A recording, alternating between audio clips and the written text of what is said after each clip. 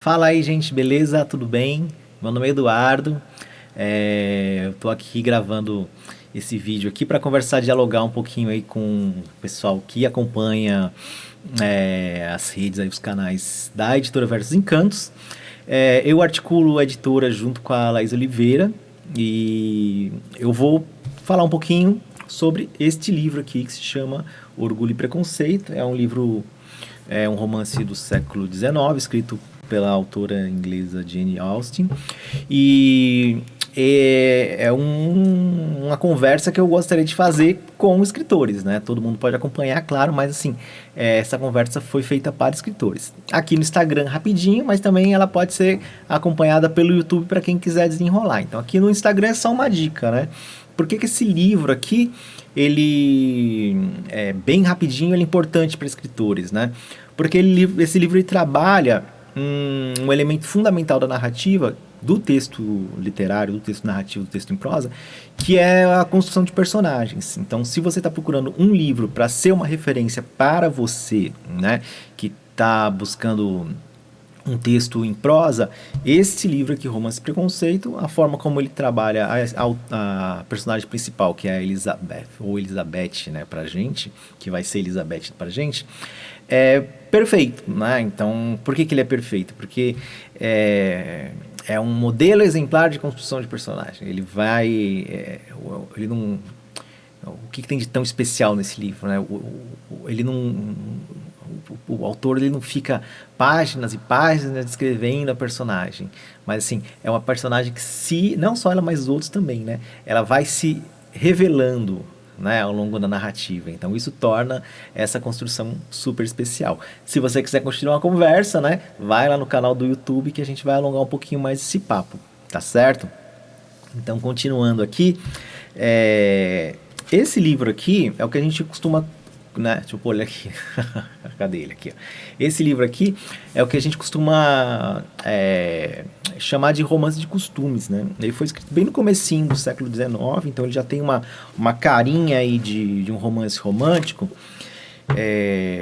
mas ele não é tão afetado quanto aqueles romances característicos ali que vão atravessar aí a primeira metade do século XIX. Né? Ele é bem contido esse livro, eu acho.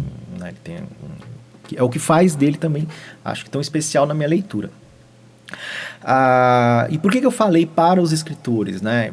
E por que é tão importante? O que a gente vai ter nesse romance que eu disse que é um romance de costumes? Então, ele vai trazer um elemento que era uma tensão, que é a tensão central do romance, que é o casamento por conveniência, né? Que hoje a gente olha e fala assim, nossa, que coisa mais absurda, né? Como assim os casamentos arranjados e coisas parecidas, né? O livro só tem preocupação com casamento e coisas parecidas, mas assim, dentro do contexto da época, a gente tem que observar que aqui, né? Quando você estiver lendo, começar a ler, o romance ele é muito difícil o começo da leitura, porque você não entende muito exatamente do que está se tratando, né? Um monte de mulheres que estão olhando um aqui que pode ser um bom casamento e a mãe também interferindo. Você fala, nossa, que absurdo, né? Mas é um caldeirãozinho, assim, o começo do romance. É um caldeirãozinho que fica tudo borbulhando, você não sabe o que está acontecendo ali. Mas esses casamentos, eles eram importantes na época para você... é, porque a partir dele você estabelecia as continuidades, as estruturas e as permanências de poder em determinadas famílias, né? É muito claro que no romance que você já tem uma marca forte ali do capitalismo surgindo ali na Inglaterra no período, que é o, o olhar da nobreza ali, das pessoas que tinham algum título de nobreza, sobre outras famílias, né? Mas aqui no romance mesmo, ele não está trazendo de pessoas que são de fato mais pobres, tanto que você vê que os personagens não trabalham, né? A família do Darcy, ou Darcy pra gente, que é mais simples, né? Que é um dos personagens. É, ele tinha título de nobreza, vinha de uma família que tinha essa história, né, de pertencer a grupos, né, que tenham essa relação com, com nobres, E a Elizabeth, mas assim, não era uma família de trabalhadores, né? Mas de pessoas que tinham bens, que tinham posses e que viviam a partir dessas rendas. Então, qual que era a ideia, né? Que se ela concretizasse um casamento bem-sucedido, ela traria, né, condições melhores para a própria família. Então é nessa questão do casamento de conveniência. E a gente tem que entender também, outra coisa importante para a gente entender, que é a questão do dote. Né, que às vezes fica tentando entender o livro aqui, olhando o livro, não consegue entender.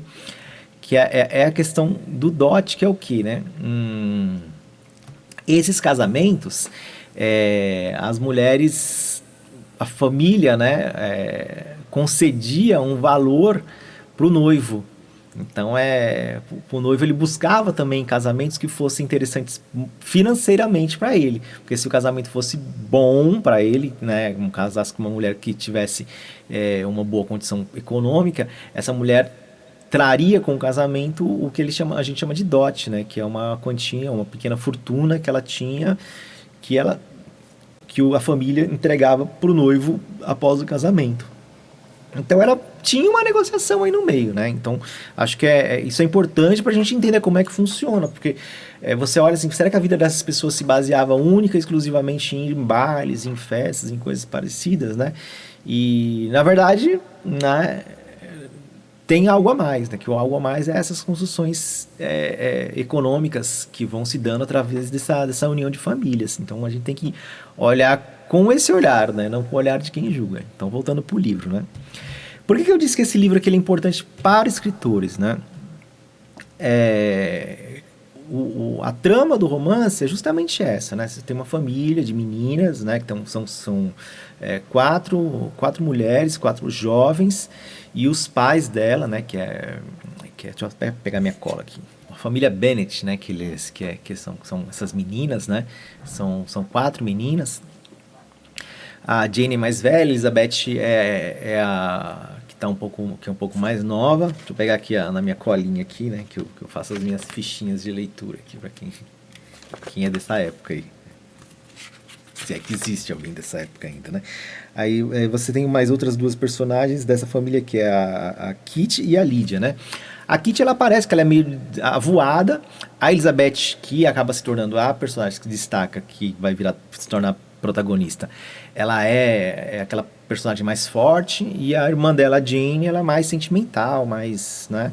E o romance ele vai se dar através dos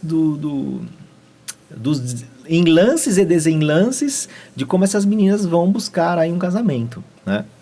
A gente sabe que o da Kitty, ela adolescente foge com picareta, né? Que era a paquera da Elizabeth. A Elizabeth se arranja lá com o ricaço, que é o Darcy. E a Jane também vai acabar se acertando com a paixão dela, né? Que é o Sr. Bingley, né? Alguma coisa parecida com essa. E a ideia do romance é justamente essa, né? Como que vai se dar o desenrolar desses relacionamentos. Então, se for pensar em termos de enredo, né?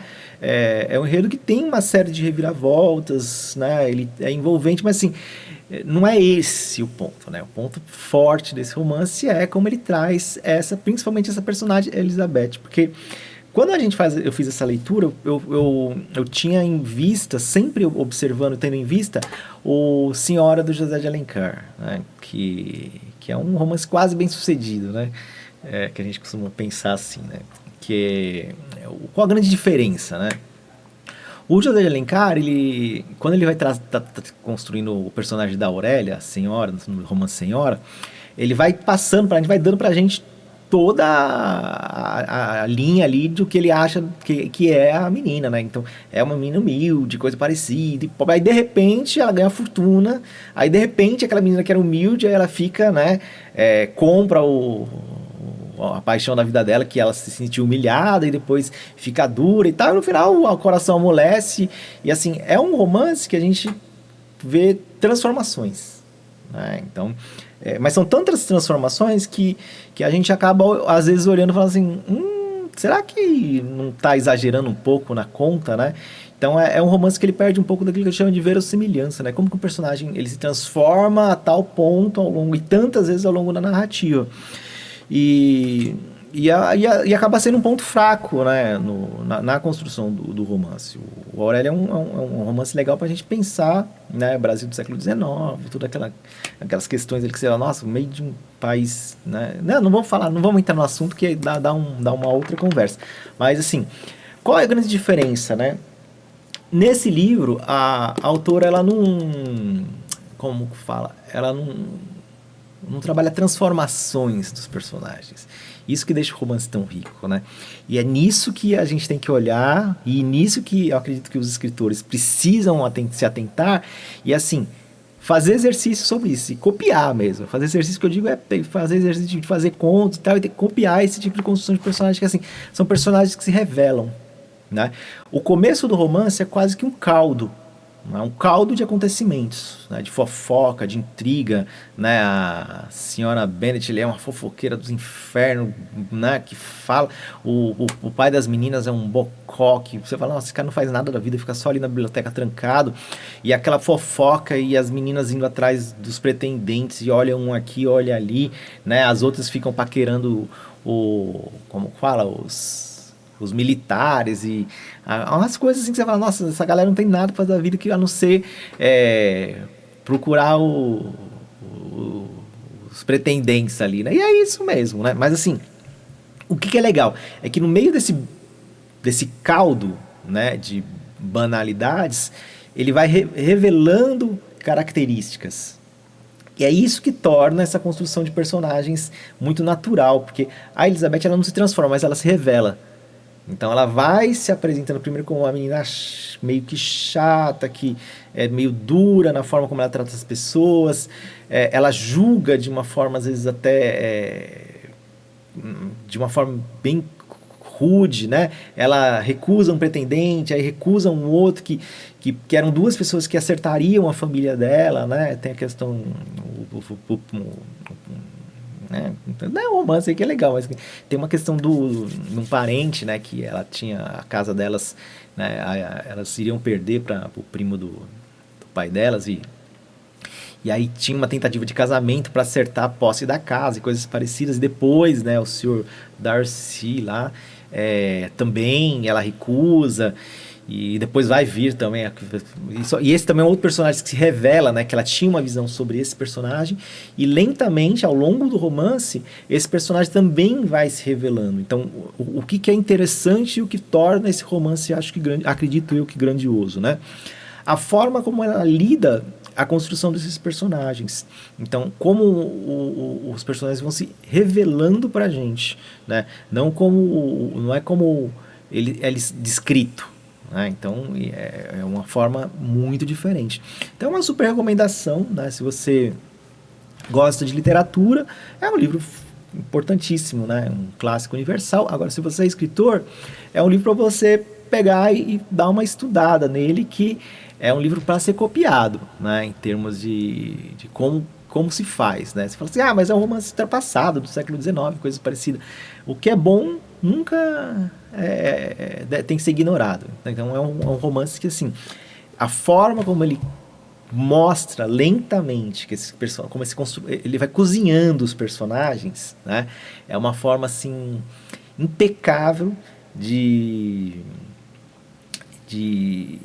um exercício de construção de um personagem que torna uma obra, que eu diria, verossímil. Então é um caminho. Tem vários caminhos que você pode seguir para construir um grande romance ou grandes contos. E a construção de personagem é uma delas. E se você quer uma referência boa para pensar em construção de personagem, Orgulho e Preconceito é um livro, né, ideal. Tá legal?